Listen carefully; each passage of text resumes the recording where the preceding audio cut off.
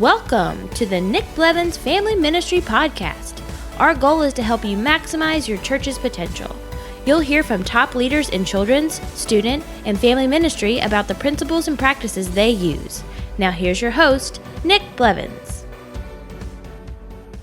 Hey everybody, welcome to episode 7 of the podcast. We have a great interview in store for you today. I talk with Chris Wesley, who's a student pastor at Church of the Nativity right here in Maryland where I live.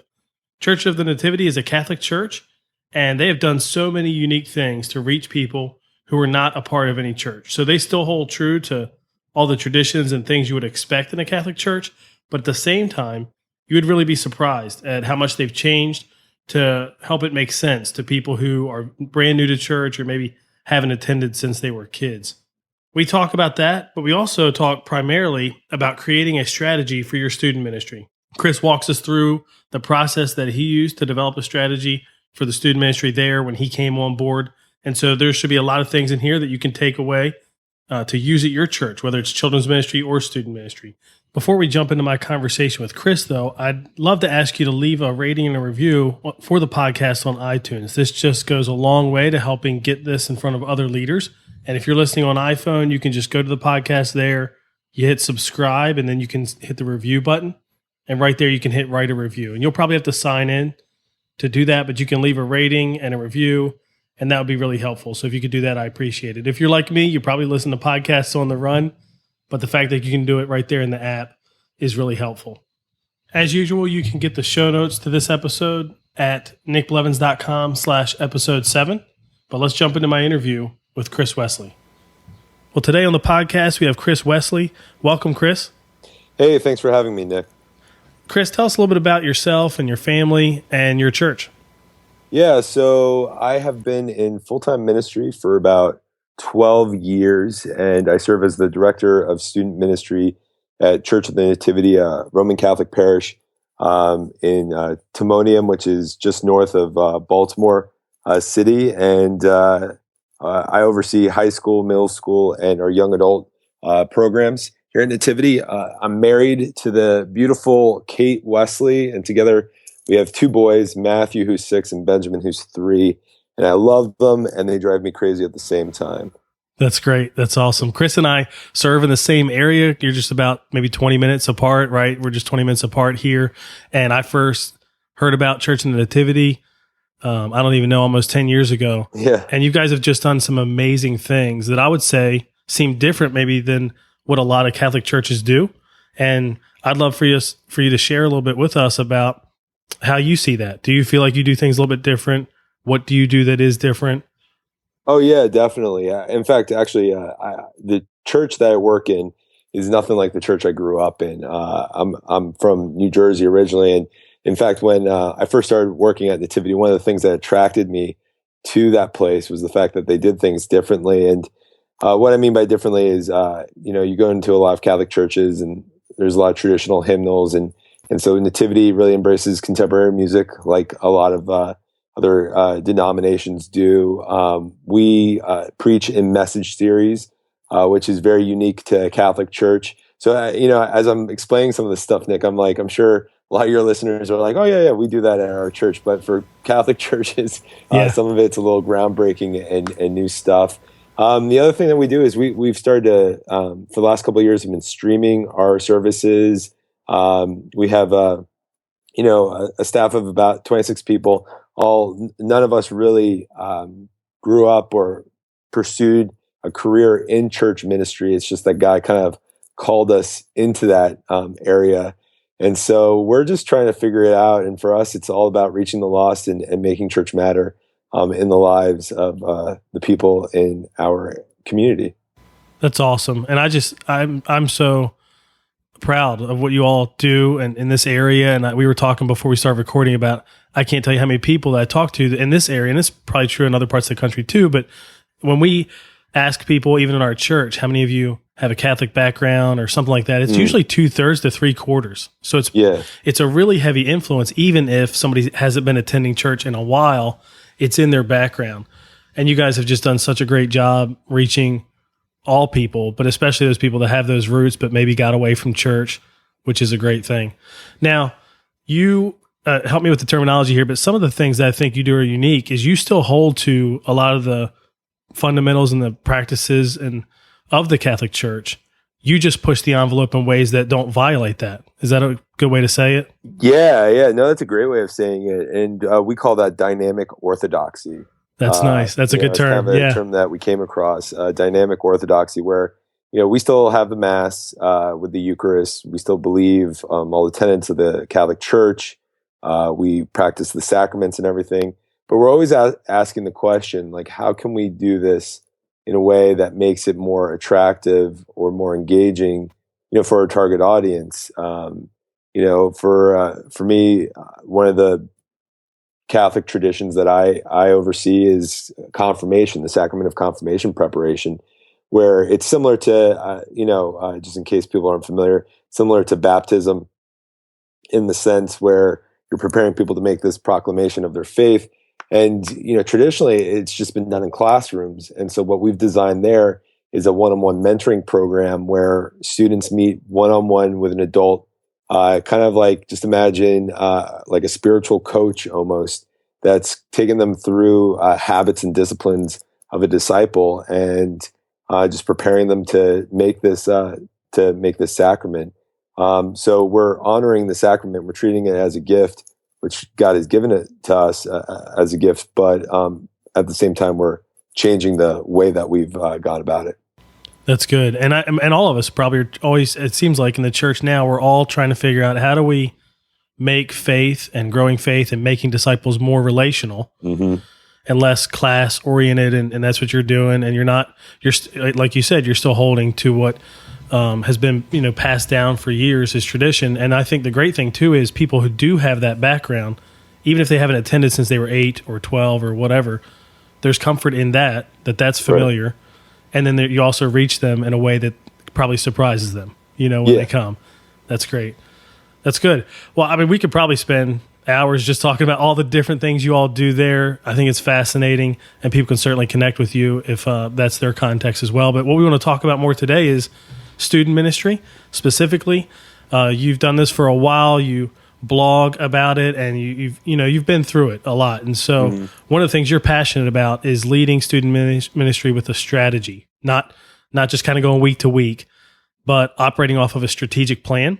So I'd love to start just asking you, where did you start with that for Nativity? Like, where do you start when you say, I want to have a plan, not just go week to week? Where did you begin? It came out of selfishness, to tell you the truth.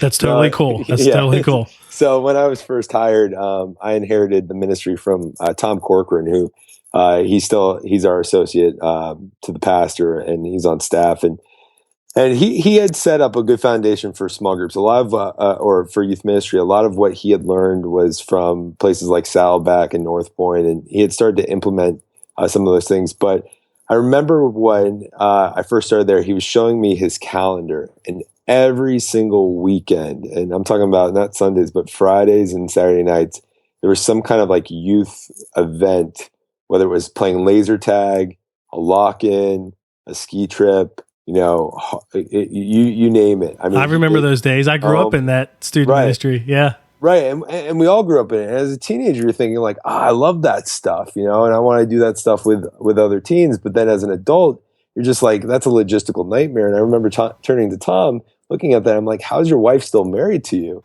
Like, when are you around on the weekend and stuff? And so, he had given me actually a copy of Purpose Driven Youth Ministry. And I went out to the Purpose Driven Youth Ministry conference, which they had at the time. And I just kind of heard the strategy that Doug Fields was laying out. And I was like, okay, so I got to start with I got to have a vision in mind, and I've got to have this purpose of why I'm doing what I'm doing. And so we started looking at some of the things that we were doing. Some of them we adjusted and made tweaks. Others we just eliminated because they made no sense to what we were trying to do, which is grow disciples. Now, you said vision in there too, and you talked about growing disciples just now. So that obviously is core to your vision. But I think for a lot of people, vision is confusing, right? Because it's kind of it can be very specific. Like you hear, this is our vision statement. I think of Perry Noble's church. We're gonna reach 100,000 people in South Carolina. But And that's real specific as a vision, real measurable. But there's also vision in like what you want that environment to look like, or that ministry to look like, or what that role on that team should look like. So how does someone take, in terms of developing a strategy again and starting with vision, how do they develop that vision first? Yeah, so first it just starts with prayer, just lots of prayer. God has placed you where He wants you. It's like Esther, saying like you could be like Esther, where you're like, I don't want to be here, I don't want to do this, but God's going to make that vision happen, whether you're a part of it or not. And you can feel like Ezekiel, where you're just kind of like staring at the dry bones, and you're like, how do I make something out of nothing? And so you really have to like lean on God and just say, all right, God, you have me in this church, you have me in this position. What is it that you want me to do? Who is it you want me to reach? How is it you want me to reach them? So it's really just spending that time in discernment. The next thing is really then just figuring out exactly what you're like. So once you talk with God, it's kind of figuring out, okay, what do you picture happening with people who are a part of your church? Or another way I've heard it before is, if your church didn't exist, would people really care? Would people really notice? So if your church is going to exist, how is it going to change the community for better? How is it going to make lives different? And so for us, we want to make lives different by growing disciples. And so in order to do that, we had to answer the question, okay, what is a disciple of Jesus Christ? How do you define a disciple? And for us, we looked at all the different habits, we looked at all the different disciplines of a disciple, and granted, there's pretty much an endless amount of disciplines and habits, but we came up with 5 that we really wanted to focus on, and we call them STEPS. And that's an acronym, and STEP stands for, the S is serving in ministry and mission. So we believe that every disciple is loving God and loving others by serving them inside the church building, which is ministry, and then serving them outside, which is missions. We believe that a disciple is tithing and participating in worship offering. Tithing is 10% of your annual income towards the local church. Worship offerings is giving towards any other ministry or God blessed opportunity. Then there's engaging in small groups. We believe that relationships are key to growing in our faith, and nothing better than doing it in small groups. It's where your big church can get real small. And then P is practicing our faith through prayer, the sacraments, and scripture. Again, it's about a relationship, and we believe a relationship with God and Jesus Christ is so important. And you do that through the conversations you have through prayer, sacraments, and scripture. And then last, sharing our faith. Faith is personal, but it's not private. And something we took from Andy Stanley is that we use that strategy: invest and invite. Invest in people around you and invite them into an opportunity where they get to know God. And so for us, that vision really started in prayer, and that's what I recommend to people: just spend time in prayer. Whether it's a half an hour in the morning or once a week, just going out and spending time with God, or journaling. Just to ask God that question: what is it you want me to do? What are you calling me to do? Who are you calling me to reach? And so you identify that disciple, and then next is knowing your audience and figuring out, okay, who am I trying to reach? Who are the people not in our pews? Who are the people not in our seats? Who are the people out in that community that we need to bring to grow disciples? That's good. So you are picturing, as you talk about vision, who you want students in this case to be, what a student who is a follower of Jesus looks like. Right. And that's good, because we could probably take that for granted almost, right? Like, we already know our mission is to make disciples, but what you're saying is get real specific about it. And just like the examples you referenced with Ezekiel and Esther, God may have a specific group of people that we need to reach as well, which could shape or change our approach. Yeah, no, definitely. I mean, kind of the nice thing about being a Christian is the fact that we don't have to come up with an overarching vision statement. I mean, Jesus gave it to us. It was the Great Commission, go, therefore, make disciples of all nations. And then also the Great Commandments, love God, love others, And so basically, we just have to get specific in our mission field. So even though you and I are both in the Baltimore area, I mean, not too far from the city, even our target audience, who we're trying to reach and what God is asking us specifically to do is going to be different. So as local churches, we need to be specific on exactly what you're trying to accomplish. Yeah, definitely. Yeah, you're like you said, we're not far apart, but there are certainly overlaps in the Right. audiences we're reaching, but there are distinct things as well, especially when you talk about as a Catholic church reaching former Catholics, you're going to do that far better than we would. But even beyond that, just the demographic of right where you're sitting versus right where we're sitting, that's true. Now, as we're talking about reaching students and kind of defining what that vision is like, and in your case, you have the STEPS acronym. Is that something practically, I'd love to know, is that something that's talked about commonly with your leaders? Is it talked about around students? Or is that something you just know to help guide and direct?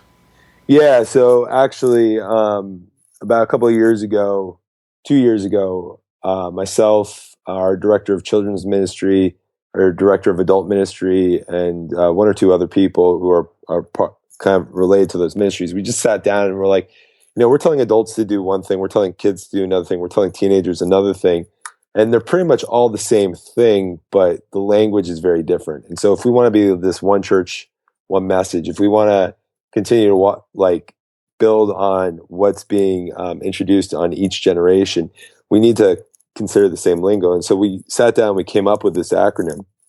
And then as a church this past fall, we launched it to the greater congregation through a message series, a 6 week message series, where 1 week we talked about it, the acronym in general, and then drilled down each week.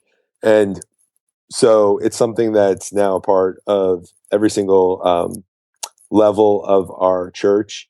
It's in a lot of our literature.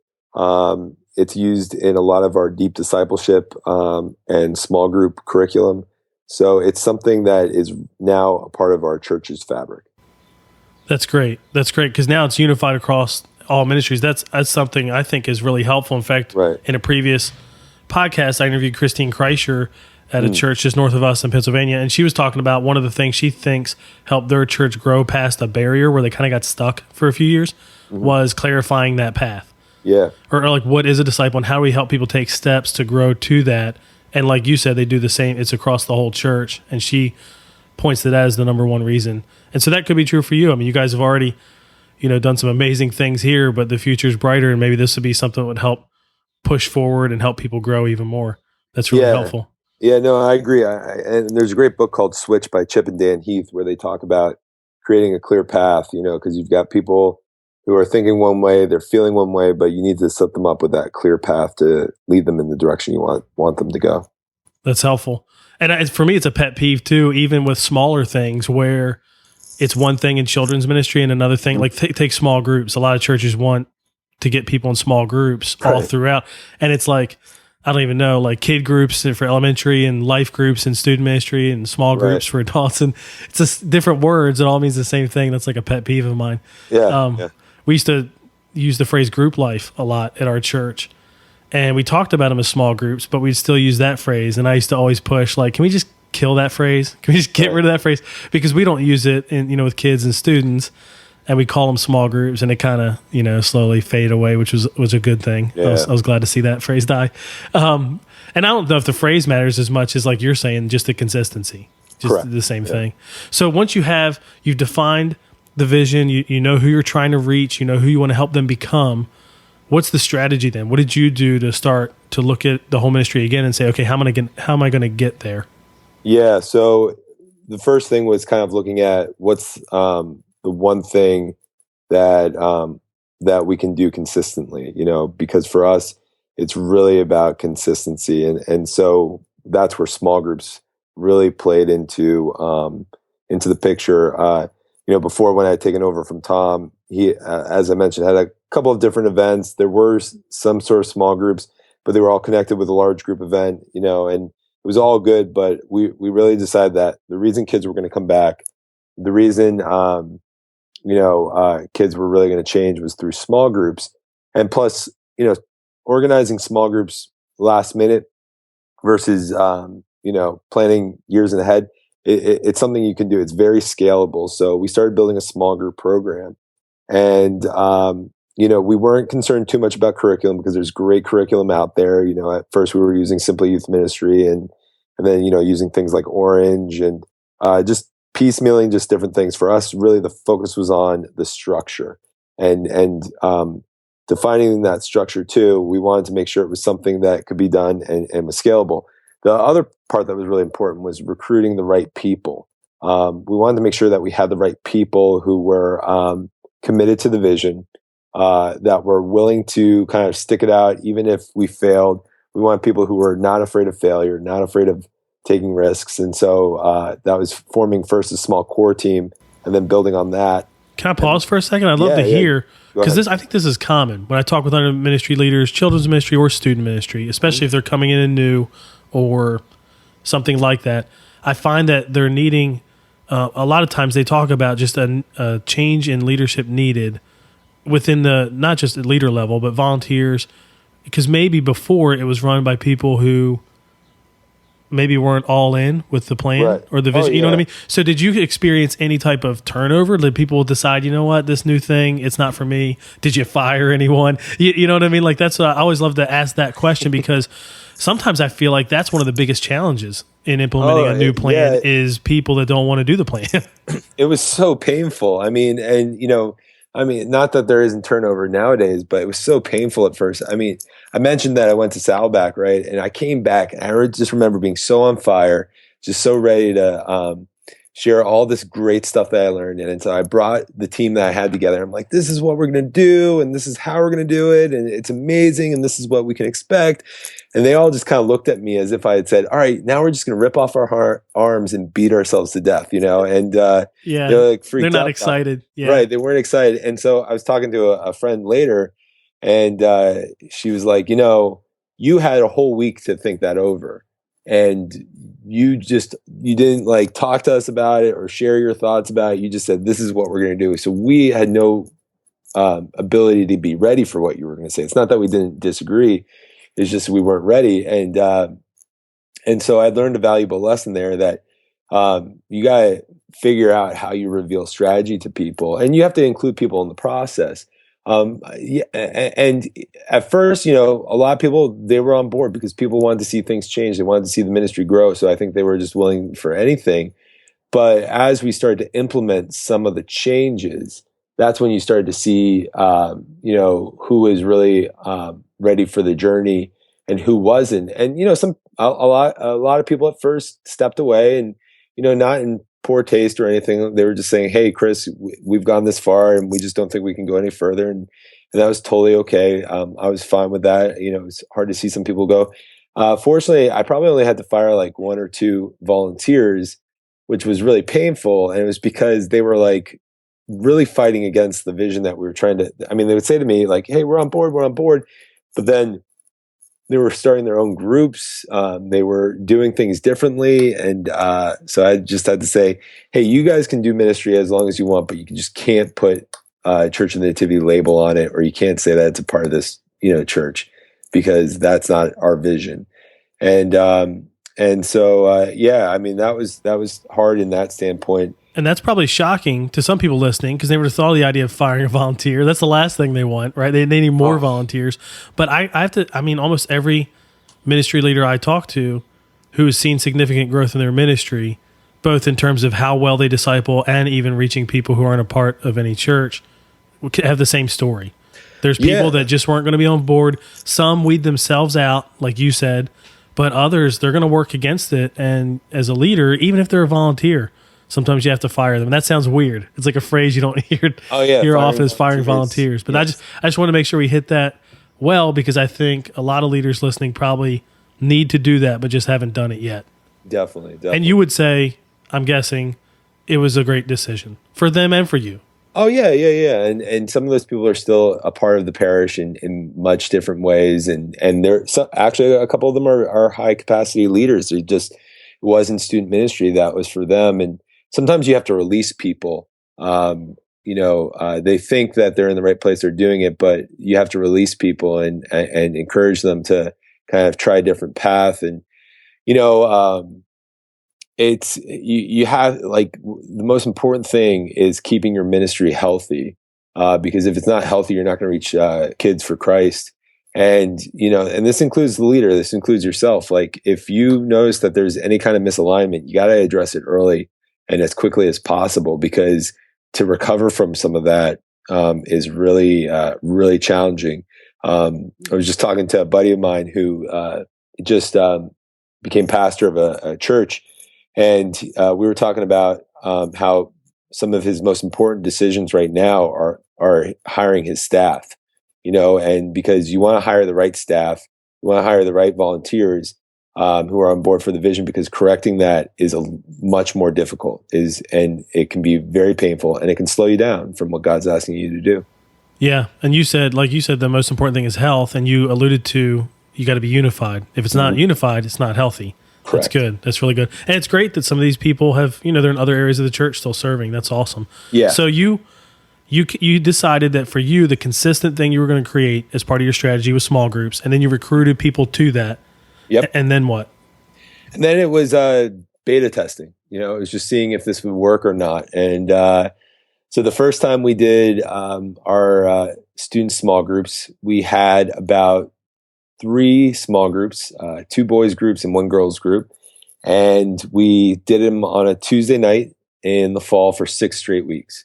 And so we got 2 leaders per group, so about 6 leaders, and there were about 6 to 8 teenagers per group. So it was like the ideal.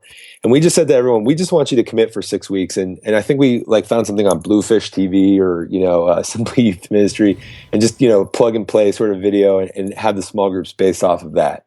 Because again, we wanted to focus on the structure of the small groups, and so we told the group leaders, we just want you to pray with the teens and then go through the questions and then do prayer intentions afterwards. And then we'll help you stay in touch with the kids throughout the weeks. And so they did for 6 weeks. And what was great at the end of that first 6 weeks is that people wanted to keep on going. And the temptation was there to keep going. But we were like, no, we need to rest. We need to re-examine what we're doing, and we'll start it up again. And so we started up again in the late winter, early spring, for another 6 weeks. And then after that, we expanded it to 8 weeks, and then 2 10-week periods. And then about, the 4th year is when we started to go year round, or really September to May. And we found a lot of fruit in that, and starting slow. And there was the temptation to just go all out and try to get as many kids as possible. But we wanted to make sure that we were building a strong foundation. And what's really rewarding is, so our small groups meet formally September through May, but in July and August, we have opportunities for small groups to connect. We went from 3 groups to 1 group per grade and gender, to now multiple groups per grade and gender. And that's just because we started small and we started slowly. And let me go back real quick again. Did you say it was 4 years from hey, let's start this thing, to now it's a school year long group? Yeah, just about. 4 years. Yeah. And that's good for people to hear, because people wired like me, probably like you too. We want it next month, or what I mean? We want it quick. Though sometimes I think people can do things a lot quicker than I can. So, but they can also do it too quick. That's probably your point, though. Is that's my point, right? Yeah, you try to do the whole thing in 1 year. I mean, it's almost a momentum thing too. You did it 6 weeks. You said, no, we're not going to keep going. We're going to pause and then come back, make them want more. Right? That's good. That's really smart. And you got to make adjustments too. So I mentioned that I do college ministry or young adult ministry.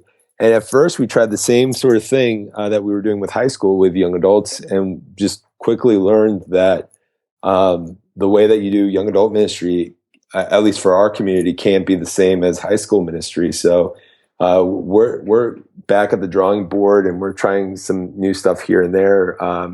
We haven't really cracked that nut yet, but for the most part,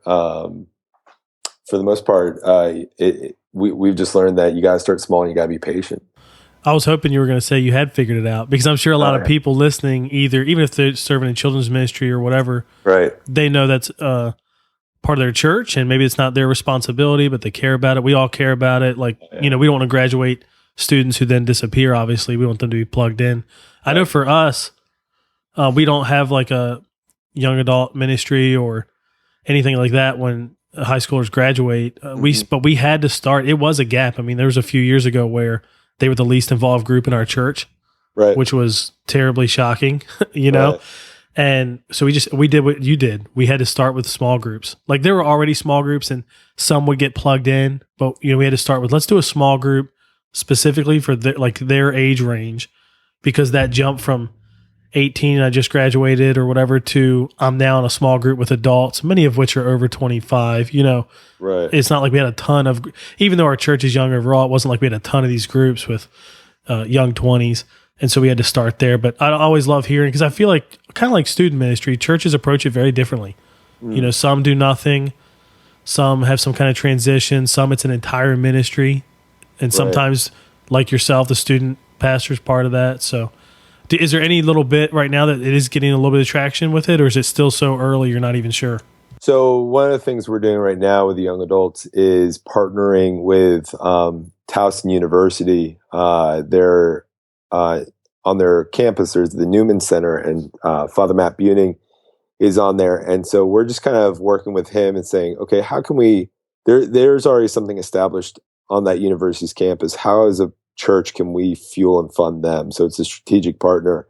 And then how can we work together where when kids graduate from Towson, if they're looking for a local church, we can be a resource that he points to, because he as someone who is working on a university campus was facing the same sort of dilemma a lot of high school pastors face, which is like, what happens to my kids when they graduate? So we want to be a resource to him.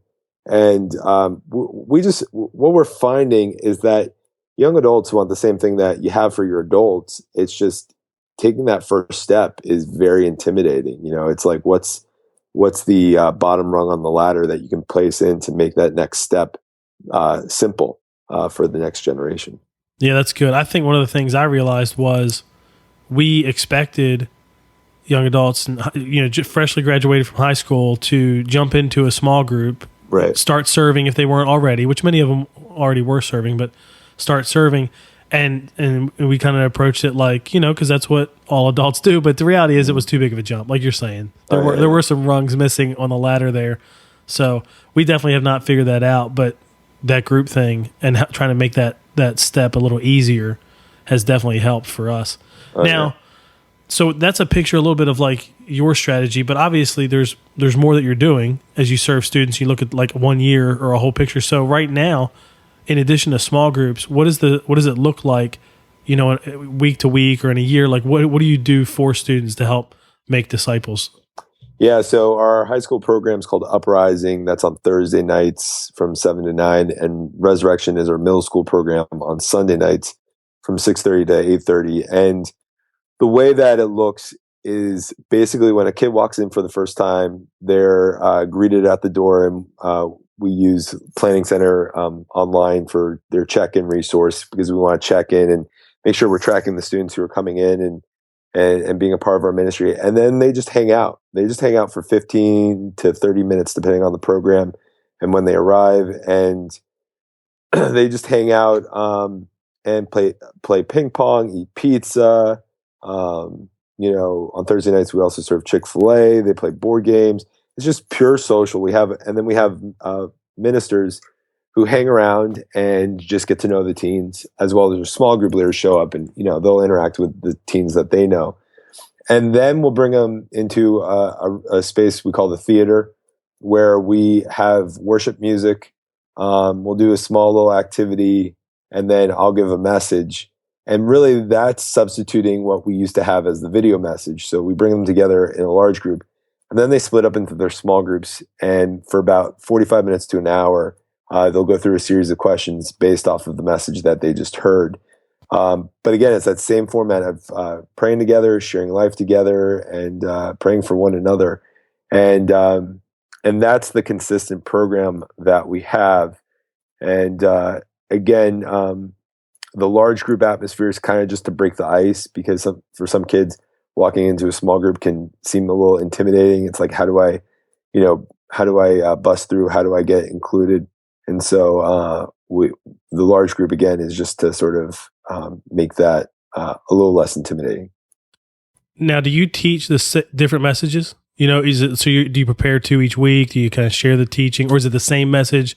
You just adjust some of the approach and stories and all that.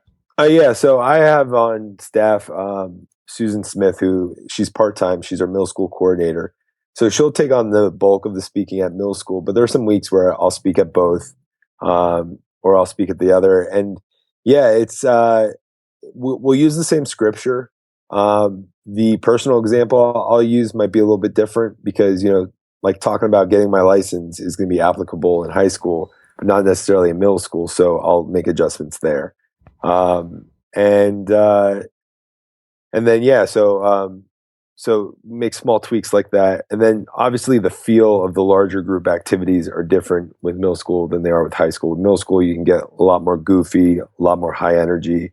High school students are a little too cool sometimes for the middle school activities. So we'll try to keep it reflective and deep. Now, do you know, I know I'm asking you this stuff off the cuff here. No, that's right. Did you take the ministry from a size where it was combined and you were doing this? And if so, what point did you separate it, middle school, high school? So I think that's something almost every student ministry leader faces if they're part of a church, when the student ministry is really just getting started, or, 20 or less students or something like that. Yeah, I never had to separate. They were never together. But I will say that our high school program didn't really exist for a while. We started with a middle school program and really building that up before we focused on the high school program. And the way that we kept high school students connected was by encouraging them to get involved either in the middle school ministry or other areas throughout the church. But really it was about building that kind of foundation through the middle school program. And then once we started feeling like we were getting traction with that, it was focusing on the high school program as well. That's good. And then, of course, you're sending 8th graders, new 9th graders up to high school, having experiences. I think that's something. There are 2 examples of that where you just gave. And 3, if we go back to the small group thing, where you really just to start small, be focused, not try to do everything. Like in your case, you started small groups with 3 of them and then grew it from there. In a way, you had middle school and didn't have high school, and that's weird. That's hard. It's like, you want something because you have some high schoolers in the church, but you focused on that and then grew it into that. I think that's really helpful and really wise. Definitely. So you came out with a book last year. You wrote a book. I know it's a big undertaking. I've never done it, probably for that reason, because it's a big undertaking, called Rebuilding Youth Ministry. Tell us a little bit about the book. Yeah. So, I think you mentioned that I'm an avid blogger, and, a couple of years ago, I was at the group ministry conference, group publishing conference. And a buddy of mine, Andy Blanks, who works with YM360, was like, Chris, you've got enough material to write a book. And I was like, no, I don't. Like, I wanted to write a book. It's on my bucket list, but, I don't. And he's like, do me a favor. Over the next month, just look at your blog posts, and if you don't have a book, you let me know, and we'll talk about that. And so I sat down and I started looking, and I was like, man, there's a lot of common themes here. There's a lot of things I want to talk about. So I started putting together Rebuilding Youth Ministry at the time, and started putting this manuscript together. And the real goal was basically to share with other youth workers what I'd learned over my tenure of youth ministry, to really that really helped me. Things that weren't necessarily deep spiritual, because I never went to seminary or studied theology in college or anything like that. I was basically just a communications major, and so I was like, here are some of the things I learned from the business world, from the communications world, that have really helped me grow the ministry that I have. And if anyone can learn from it, great. If not, I feel like I need to get it out there. And the publisher that had published our pastor's book, looked at it, and they decided to take that on. And so Rebuilding Youth Ministry is basically 10 practical strategies for to help any, and they say Catholic youth ministries, but really any youth ministry grow that program in their church. And so it's talking about some of the stuff that we're talking about creating a vision, building a structure, recruiting the right people, how to advocate for your ministry, just different things along that line. Is your pastor's book Rebuilt similar in its approach? Yeah. So the way that they're similar is they're both the story of how we started and how we started to make changes. And so the common theme between those two books is the fact of that there are things that need to change in certain paradigms, and that change can be hard. But if you don't make that change, well, basically your church can't afford for you not to make certain changes. And so if we really wanted to do what God has called us to do, which is reach the unchurched, we really needed to start looking at the way we were doing church and youth ministry differently. That's good. And I would say, and I know, if as I say this, it might be, I don't know, maybe I oversell it, but I just think from the outside looking in, I look at your church as similar to in my world, what Willow Creek was 40 years ago, and then Saddleback, and then North Point, and all these churches now that are so, they kind of push the envelope, they try new things, it works, and then other churches look to them and learn, not to copy, but what are the principles? I would say anybody that's listening that is part of a Catholic church, that knows someone who serves in a Catholic church context, they should do that for you guys. They should get that book, they should get your book. Maybe even reach out. I know you guys share a lot of what you do. I really think, I know I'm puffing it up here, but this is just honest. I really think they could learn a ton from what you do. So anybody that's in that context should get connected. And if they do, when anybody wants to get connected with you, whether it's about student ministry specifically, or some of this that we're talking about as a Catholic church and those books, how can they connect with you? Yeah, so you can reach me through my site, christopherwesley.org, or email me at info@christopherwesley.org. And I'm also on Twitter and Facebook. Chris R. Wesley is my handle. And so I would just, for me, I just like connecting with other youth workers. I love other youth workers. So if you just want to talk shop, if you want to, ask any questions, or just learn more about the Catholic Church and how we're doing youth ministry there, email me info@christopherwesley.org, or just go to the site christopherwesley.org. All right, great. Chris, thanks so much for the time. This has been really helpful. Hey, not a problem, Nick. Thanks for having me. I promise you, I was not exaggerating there. And obviously I'm a little biased because they're right here in my backyard. I'm friends with some of them on staff, but I just think their church is hugely influential. They're doing things I've seen few churches do. And so a ton of us can learn from what they do, especially in a Catholic church context. You can get links that we mentioned there and anything else we talked about in the show notes at nickblevins.com/episode 7. Like I said, I'd love for you to go on iTunes and leave a rating and a review there. That would be really helpful. And you'll hit subscribe while you're there to be able to do that, which is good because you don't want to miss the next episode with Amy Fenton. Amy works at Orange, and she serves in 3 roles, basically 3 jobs in one kind of. She's an Orange specialist, helping church leaders who use the elementary curriculum. She leads their VBS team and that initiative, and she also leads Live to Serve, a volunteer conference that they do once a year where you can bring your children's ministry volunteers. It's kind of a half-day thing on Saturday mornings. But we also talk about a time when Amy was leading children's ministry and went to take a job at a new church. It was a large church with a lot of children in children's ministry, but they had almost no permanent regular volunteers. And so we talk about how she approached that challenge. So you don't want to miss it. We'll see you in the next episode of the Family Ministry Podcast. Thanks for listening to the Nick Blevins Family Ministry Podcast. We hope this helps you maximize your church's potential. We would love to hear stories of how you apply what you've learned. You can do that by leaving a comment on iTunes or in the show notes at nickblevins.com.